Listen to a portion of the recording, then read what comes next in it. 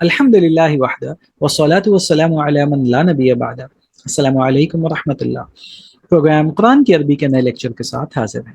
الحمدللہ پچھلے لیکچر میں ہم نے مرکب جاری کو پڑھنا شروع کیا تھا اور آپ کو بتایا تھا مرکب جاری پریپوزیشنل فریز یہ مرکبات ناقصہ کی قسموں میں سے ایک قسم ہے، اور ساتھ ہی ساتھ آپ کو یہ بھی بتایا تھا کہ یہ جار مجرور کا کمبینیشن ہوا کرتا۔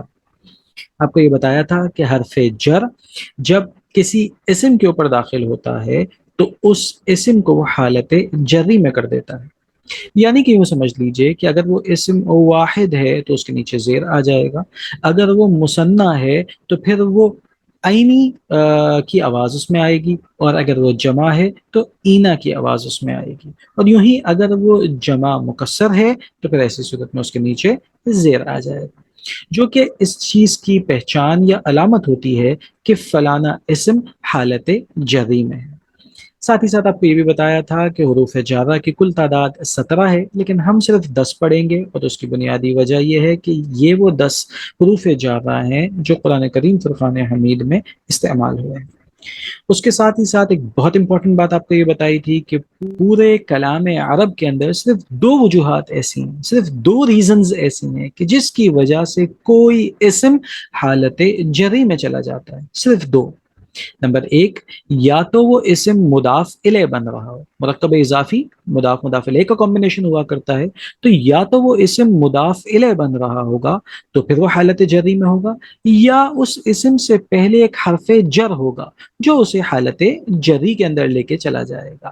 تو اگر یہ 2 ریزنز آپ کو اچھی طریقے سے یاد ہوں تو آپ کلام کے اندر سے، عربک لینگویج کے اندر سے، قرآن کے اندر سے اس بات کو بآسانی سمجھ سکتے ہیں کہ اس وقت یہ اسم حالت جری میں ہے یا نہیں ہے۔ اگر مضاف الیہ بن رہا ہے تو حالت جری میں، اگر اس اسم سے پہلے حرف جر ہے تو وہ حالت جری میں۔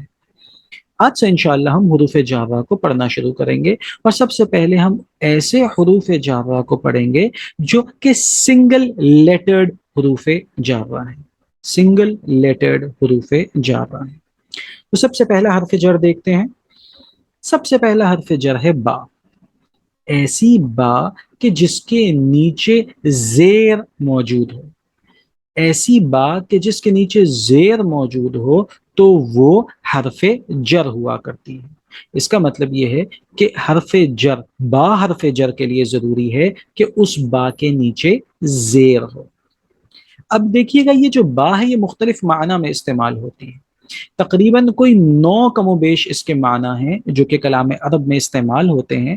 ہم سارے یہاں پر نہیں پڑھیں گے، بلکہ جو بہت زیادہ استعمال ہوتا ہے ہم انشاءاللہ اسی کو یہاں پر دیکھیں گے، اسی کو یہاں پہ پڑھنے کی کوشش کریں گے۔ اس لیول میں صرف بنیادی چیزوں کو، بنیادی معنی کو سمجھنے کی کوشش کریں گے۔ تو یاد رکھیے یہ با ساتھ کے معنی میں استعمال ہوتا ہے، انگلش میں جسے ہم ود کہتے ہیں، تو یہ با ساتھ کے معنی میں، ود کے معنی میں استعمال ہوتا ہے، وہ با جو کہ حالت جری میں۔ اب دیکھیے قرآن کریم فرقان حمید سے ہم اس کی کچھ ایگزامپلز دیکھتے ہیں اور اس کی وضاحت کرتے ہیں۔ یا ایھا الذین آمنوا استعینوا بالصبر والصلاۃ، اے ایمان والو مدد طلب کرو تم، بالصبر صبر کے ساتھ، بالصبری صبر کے ساتھ، والصلاۃ اور نماز کے ساتھ، بالصبری والصلاۃ صبر اور نماز کے ساتھ مدد طلب کرو۔ اب دیکھیے یہ لفظ الصبر تھا، اس سے پہلے با حرف جر آیا، دیکھیے با زیر والا ہے، با حرف جر آیا تو اس لفظ الصبر کے نیچے دیکھیے را کے نیچے زیر آ گیا۔ اس کا مطلب یہ ہوا کہ اس وقت اب یہ صبر حالت جری میں چلا گیا۔ اگلی اگزامپل دیکھتے ہیں قرآن سے، وَلَا تَلْبِسُوا الْحَقَّ بِالْبَاطِلِ، اور نہ ملاؤ تم حق کو، بالباطل باطل کے ساتھ، باطل کے ساتھ نہ ملاؤ۔ اب دیکھیے یہاں پہ با حرف جر ہے، دیکھیے با زیر والا ہے، اور الباطل دیکھیے باطل میں لام کے نیچے زیر آ گئی۔ اس کا مطلب یہ ہوا کہ لفظ باطل حالت جری میں چلا گیا، بالباطل باطل کے ساتھ۔ اگلی ایگزامپل، اب ہم کچھ مزید ایگزامپلز دیکھتے ہیں اور اس با حرف جر کو مزید ایکسپلور کرتے ہیں، اسے سمجھنے کی کوشش کرتے ہیں۔ دیکھیں اس بات کو ہم پہلے ہی بیان کر چکے ہیں کہ یہ جو با ہے یہ حرف جر اس وقت ہوگا کہ جب اس با کے نیچے زیر ہوگی، اور اس کے معنی ساتھ اور وت کے ہوتے ہیں۔ اب ہم دیکھتے ہیں ایگزامپل لیتے ہیں قلم کے ساتھ، قلم کے ساتھ، ٹھیک ہے، قلم کی عربی القلم، ٹھیک ہے، اب ہم اس کو ایک ایک حرف کو لکھتے ہیں، ایک ایک لفظ کو لکھتے ہیں اور پھر ان کو جوڑ کے دیکھتے ہیں کہ یہ کیسے شکل میں کیسا دکھے گا۔ دیکھیے با حرف جر بالقلم، قلم کے ساتھ، قلم کے ساتھ ہے تو ساتھ کے لیے ہم نے لفظ با لکھا، اس کے نیچے زیر ڈال دی، با حرف جر ہو گیا۔ اس کے ساتھ ہم نے لفظ القلم کو ایڈ کیا۔ دیکھیے القلم، القلم لفظ کے اوپر جب با حرف جر داخل ہوگا تو وہ بن جائے گا بالقلمی، القلم بن جائے گا بالقلمی۔ یہ الف آپ جانتے ہیں حمزۃ الوصل ہے، یہ ملانے کے کام آتا ہے، لہٰذا جب با حرف جر القلم سے ملے گا تو یہ الف گر جائے گا، لہٰذا یہ پڑھنے میں نہیں آئے گا، تو با ڈائریکٹلی لام سے مل جائے گا اور یہ ہوگا بالقلمی، قلم کے ساتھ۔ اب دیکھیے لفظ قلم القلم تھا، حالت جری میں چلا گیا تو یہ میم کے نیچے زیر آ گئی اور یہ بن گیا بالقلمی۔ اب دو قلم ہوں گے اگر تو پھر کیا ہوگا، دیکھیے دو قلم کے ساتھ، ساتھ کے لیے وہی با حرف جر آ گیا، جمع اس کے ساتھ۔ اب دیکھیے دو قلم آپ جانتے ہیں کہ عربی قلمانی قلمینی قلمینی ہے، قلمانی قلمینی قلمینی، لیکن ہمیں حالت جری والا چاہیے۔ قلمانی حالت رفعی ہے، اس کے بعد قلمینی یا حالت نصبی ہے، اور اس کے بعد قلمینی یا حالت جری ہے، لہٰذا بالقلمینی یہ حالت جری والا ہوگا تو پہلا والا کینسل آؤٹ ہو جائے گا، دوسرا والا کینسل آؤٹ ہو جائے گا، یعنی کہ حالت رفعی والا اور حالت نصبی والا کینسل آؤٹ ہو جائیں گے، اور جو بچ گیا وہ حالت جری والا ہے۔ آج آپ کو یہ بات پتہ چل گئی کہ کس وقت ایک اسم جو کہ مثنی ہے وہ حالت جری کے اندر ہے، یعنی کہ قلمینی قلمینی میں سے یہ کون سا والا ہے اور کس وجہ سے یہ حالت جری میں گیا۔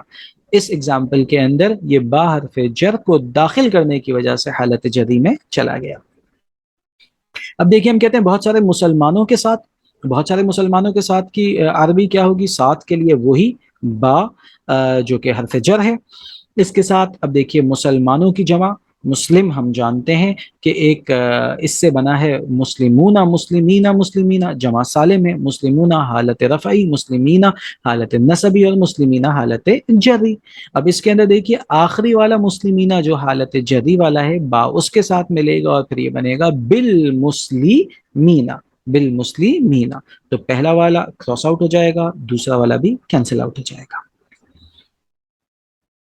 مزید اس چیز کو سمجھنے کی کوشش کیجیے گا، اگر ہم کہتے ہیں اللہ کا نام، ہم کہتے ہیں اللہ کا نام، اب دیکھیے لفظ کا بیچ میں آیا، آپ کا ذہن فوراً جانا چاہیے کہیں یہ مضاف مضاف الیہ تو نہیں، اللہ کا نام مضاف مضاف الیہ ہو سکتا ہے، دیکھتے ہیں۔ اسم اللہ، اس کی عربی ہوئی اسم اللہ، اسم نکرہ، اس کے بعد آ گیا معرفہ، نکرہ کے بعد معرفہ آئے تو مضاف مضاف الیہ ہو سکتا ہے۔ اب ساتھ میں دیکھیے ترجمہ کرنے میں کا بھی آ رہا ہے، اس کا مطلب یہ ہے کہ مضاف مضاف الیہ ہو سکتا ہے۔ اسم جو کہ مضاف ہے اس کے اوپر الف لام بھی نہیں ہے، تنوین بھی نہیں ہے، اس کا مطلب ہے کہ یہ مضاف بن سکتا ہے۔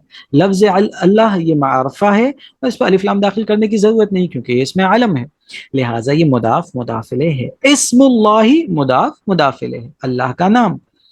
اب اس اسم اللہ کے اوپر آپ با حرف جر داخل کیجئے، دیکھیے جب آپ با حرف جر اسم اللہ پر داخل کریں گے تو اب یہ بن جائے گا بسم اللہ، اللہ کے نام کے ساتھ، اللہ کے نام کے ساتھ۔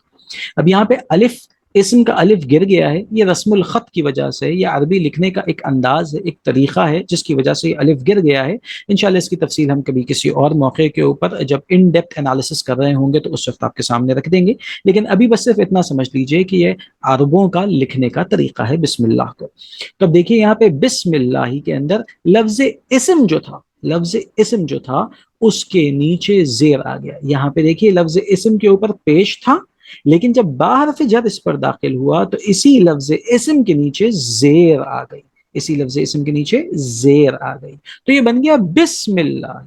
اب اگر میں تھوڑا سا ہم اسے انالائز کریں اور ہم یہ آپ سے کچھ سوالات پوچھیں تو دیکھیے دیکھتے ہیں کہ کیا آپ کو یہ باتیں سمجھ میں آ رہی ہیں اور کیا چیزیں کلیئر ہو رہی ہیں یا نہیں۔